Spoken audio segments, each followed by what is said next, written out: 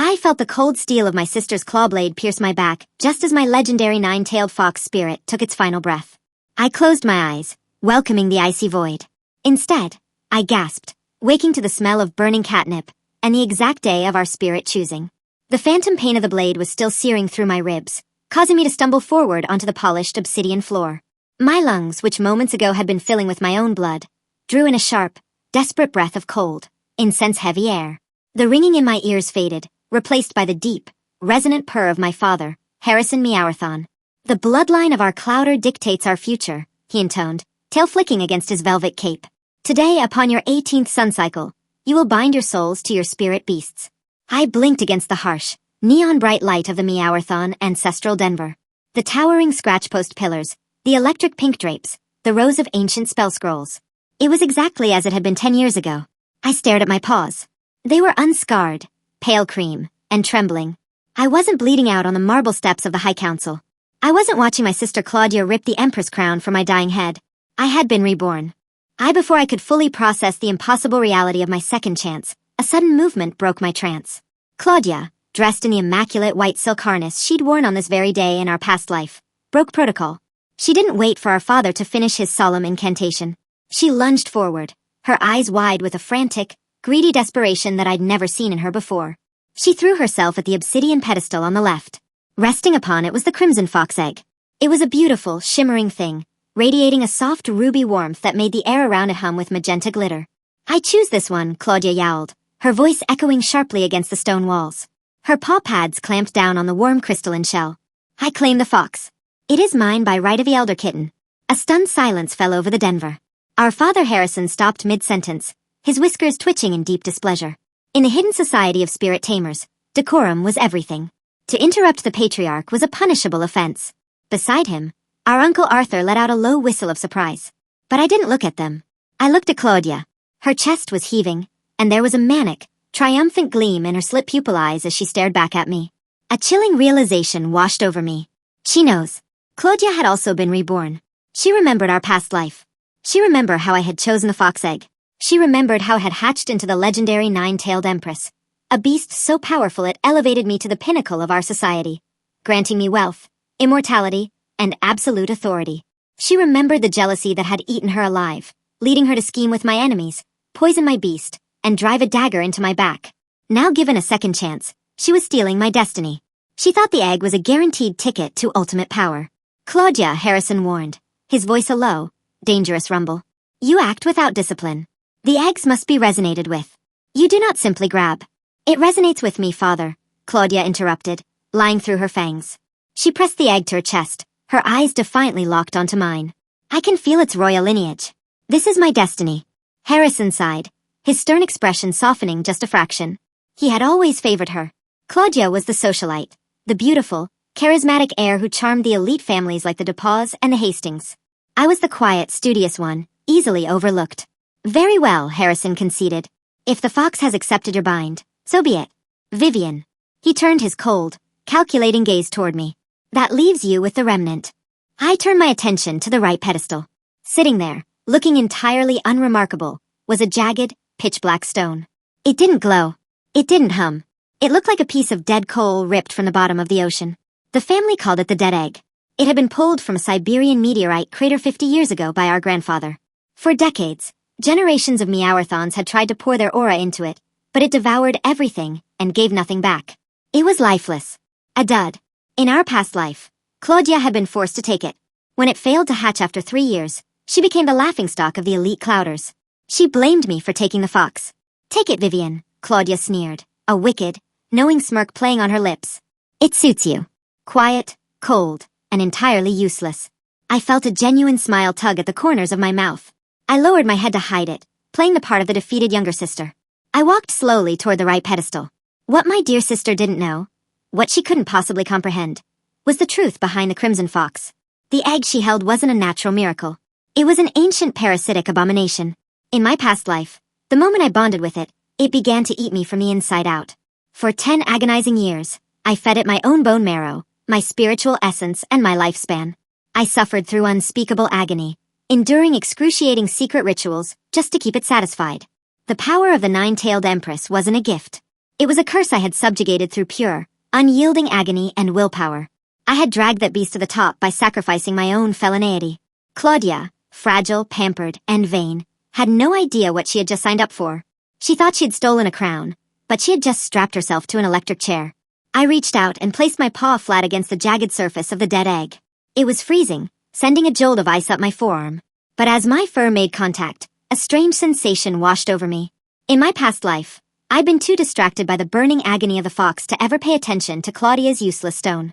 But now, with my heightened spiritual senses honed by 10 years of torture, I felt it. Deep, impossibly deep within the frozen obsidian, there was a void. And within that void, something ancient shifted. It wasn't dead. It was starving. I see you, a voice whispered in my mind. It sounded like grinding tectonic plates.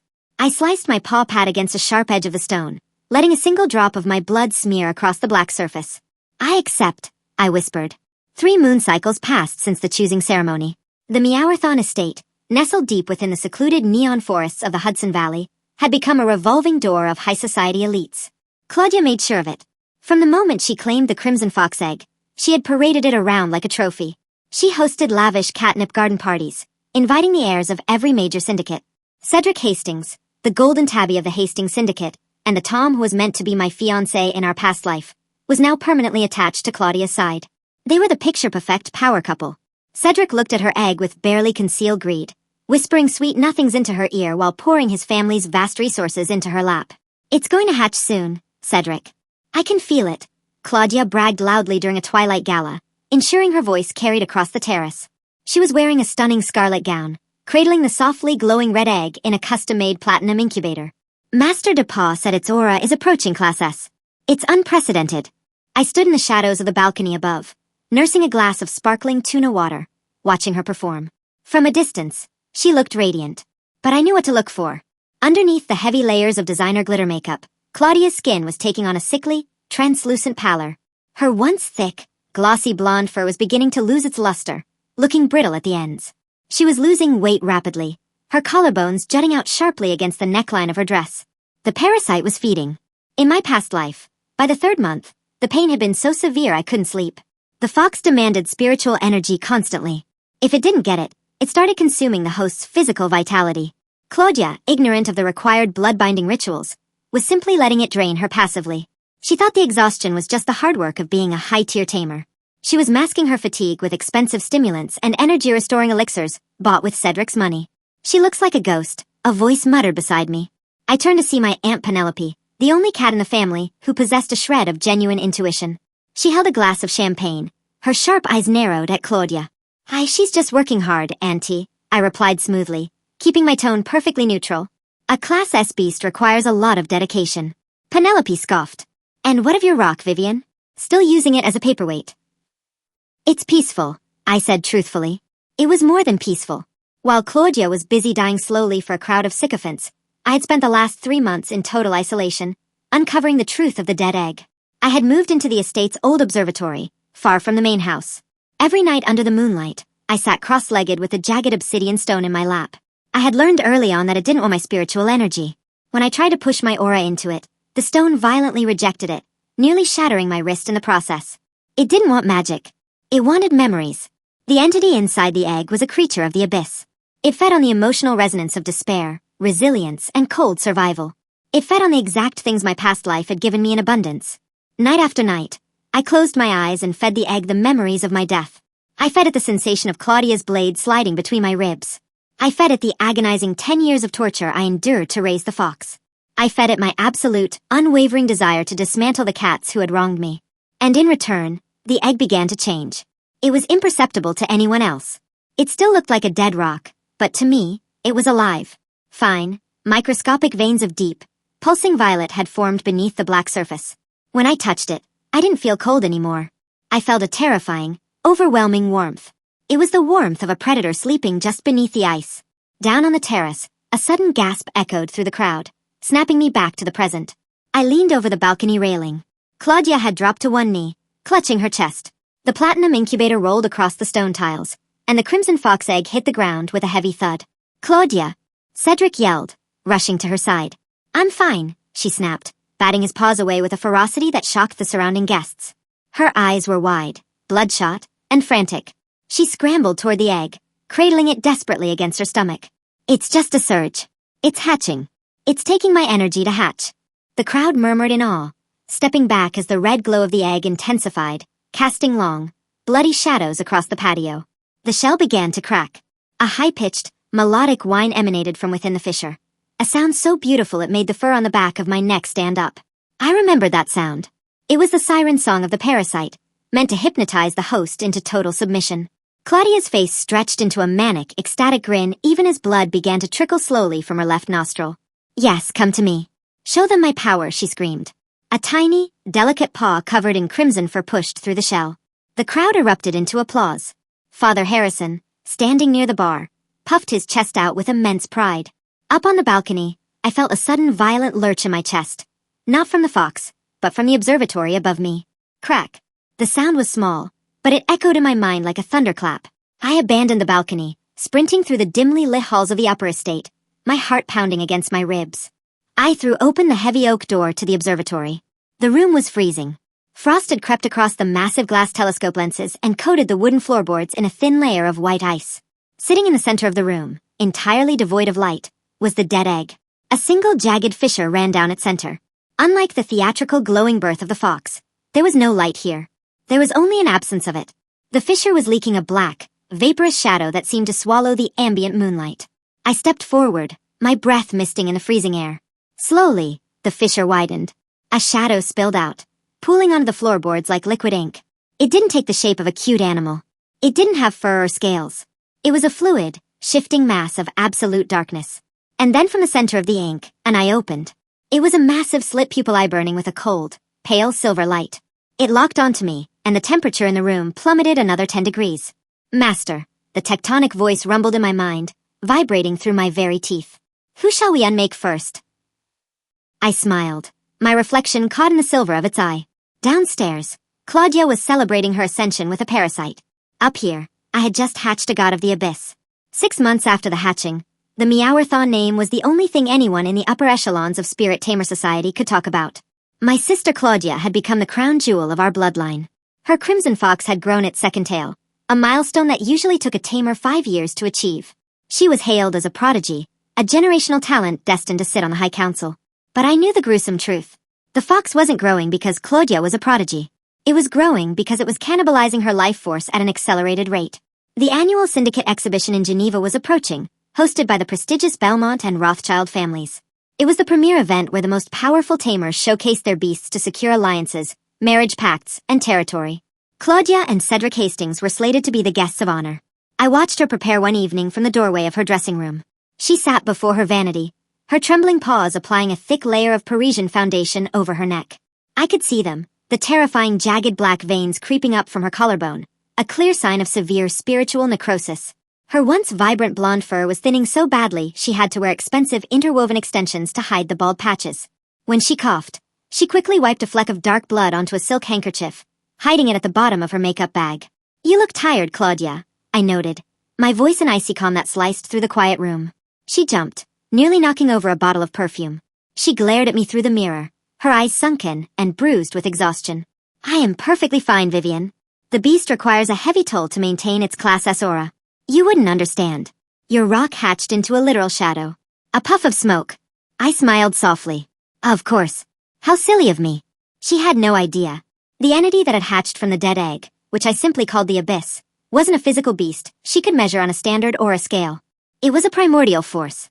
It lived within my own shadow, existing in the spaces between light. While Claudia was starving herself to feed a parasite, the Abyss was feeding me. It consumed the ambient malice, jealousy, and greed of the estate's guests, converting their dark emotions into pure, refined spiritual energy that fortified my own bones and veins. I had never felt stronger. I didn't need to control it. We had an understanding forged from the agony of my past life. It was the weapon, and my will was the trigger. The night of the exhibition arrived, transforming the grand ballroom of the Chateau de Rothschild Chateau into a sea of glittering diamonds and tailored velvet. The elite of the hidden world were all present. Gideon Rothschild, the patriarch of the European Syndicate, stood by the central crystal fountain, deep in conversation with Cassandra Belmont, the chief appraiser of mythical artifacts. My father, Harrison Meowerthon, was strutting among them like a peacock, boasting about his eldest daughter's unprecedented power. When Claudia made her grand entrance on Cedric's arm, a hush fell over the ballroom. She wore a high-collared, long-sleeved gown of deep crimson to hide the necrosis ravaging her skin. The crimson fox walked beside her. It was the size of a large wolf now, its ruby-red fur shimmering with a hypnotic, intoxicating light. Its two tails flicked lazily, radiating waves of intoxicating, sweet-smelling magic. The crowd gasped in awe, but to my eyes, the fox didn't look majestic. It looked bloated. Its aura was erratic, spiking and dipping wildly. It was starving, and Claudia was running on fumes. Ladies and gentle cats, Gideon Rothschild's booming voice echoed across the hall. We are honored tonight to witness the impossible. Miss Claudia Meowerthon, would you demonstrate the might of the Empress bloodline? Claudia stepped forward, unlinking her arm from Cedric's. She raised her paws, trying to command the fox to perform a standard combustion flare. Ignite, she commanded, her voice wavering just a fraction. The fox didn't move. It sat on the polished marble floor, its head tilting to the side as it stared at her. Ignite, Claudia repeated, a no of sheer panic bleeding into her tone. She pushed her aura toward the beast, trying to force compliance. That was her fatal mistake. She pushed too hard on an empty reservoir. Suddenly, Claudia gasped, her eyes rolling back into her head. She collapsed to her knees, clutching her chest as a wet, tearing sound echoed from her lungs. The high collar of her dress ripped open as she clawed at her own throat, revealing the horrifying network of black necrotic veins pulsing wildly beneath her skin. The crowd shrieked, stumbling backward in horror. The crimson fox didn't try to help its master.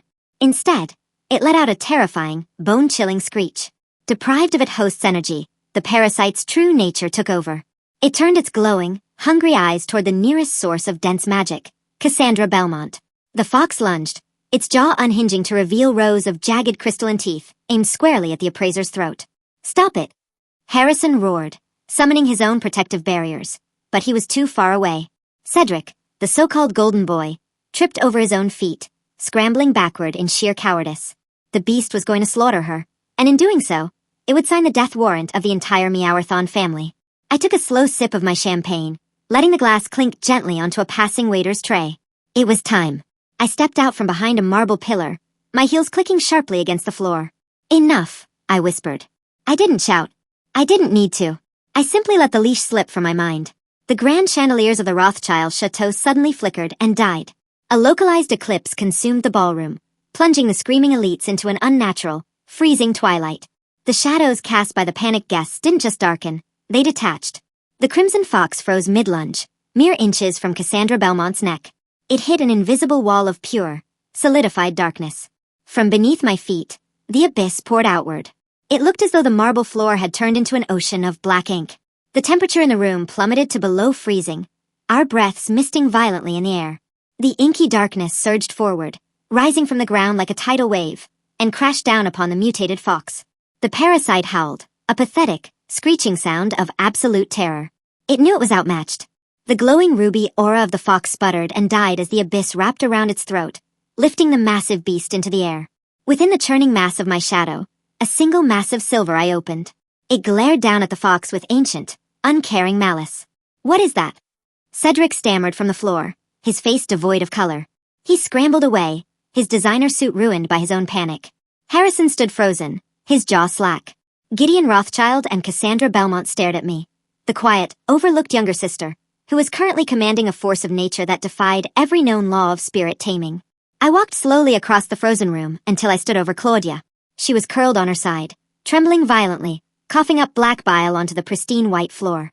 Her beautiful face was ruined, hollowed out by the parasite she had so eagerly stolen from me.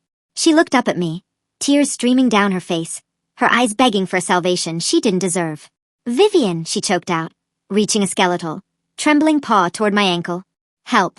It's eating me. The fox. It lied to me. I crouched down, my pristine black gown pooling around me. I didn't touch her. I merely leaned in close so only she could hear my words over the whimpering of her beast. It didn't lie, Claudia, I whispered, my voice as cold as the abyss surrounding us. That is the price of the Empress. It is a parasite. It demands blood, marrow, and agonizing pain to subjugate. I know because in another life, I paid that price. I endured a decade of torture to tame that beast while you stood by and sneered. Until you finally drove a blade through my spine to take my crown. Claudia's eyes widened in sheer, unadulterated horror. Her breathing hitched as the realization slammed into her fragile mind. You remember? She gasped. blood bubbling at the corner of her lips. I remember everything, I replied softly. You thought you were stealing my destiny in the den that day. You thought the crimson egg was a free pass to the top. But you didn't steal a blessing, dear sister. You stole my curse. And you were far too weak to bear it. I stood up, turning my back on her. I raised my paw toward the massive, writhing shadow holding the fox. Crush it. The abyss clenched. The crimson fox didn't even have time to scream. The beast shattered into a million pieces of red crystalline dust. Its parasitic core utterly annihilated by the crushing pressure of the void. Claudia let out a blood-curdling shriek as her soulbind was violently severed. The backlash of the destroyed parasite ravaged her already crippled spiritual network. She collapsed fully onto the marble, unconscious, her magic permanently crippled. She would live, but she would never summon a beast again. She was entirely mortal now, a fate worse than death for a kitten who craved the sun. The shadows instantly receded, snapping back into my silhouette. The chandeliers flickered back to life, flooding the ballroom with warm, golden light. Silence reigned. Nobody dared to breathe. I smoothed down the front of my gown and turned to face the terrified crowd. My father, Harrison, was staring at me with a mixture of profound terror and sudden greedy awe. He looked at Claudia's broken body, then looked at me, his mind already calculating the shift in power. Vivien, Harrison began, taking a hesitant step forward, attempting to muster his patriarchal authority. You hid this from us, from your family. I hid nothing, I said, my voice echoing clearly in the stunned silence. You were simply too blinded by a shiny redstone to look into the dark. I locked eyes with Gideon Rothschild, who was watching me with undisguised reverence. The Meowerthon family has a new heir, I announced, my gaze sweeping over Cedric, my father, and the broken sister bleeding out on the floor. And the rules of our bloodline are about to change. I didn't have the fox anymore. I had something infinitely worse. And this time, nobody was going to stand behind me with a knife. Vivien finally claimed her rightful place. Not by suffering through a parasite's curse, but by embracing the cold truth of the abyss. Claudia's greed became her own undoing, proving that some stolen crowns are just beautifully disguised guillotines.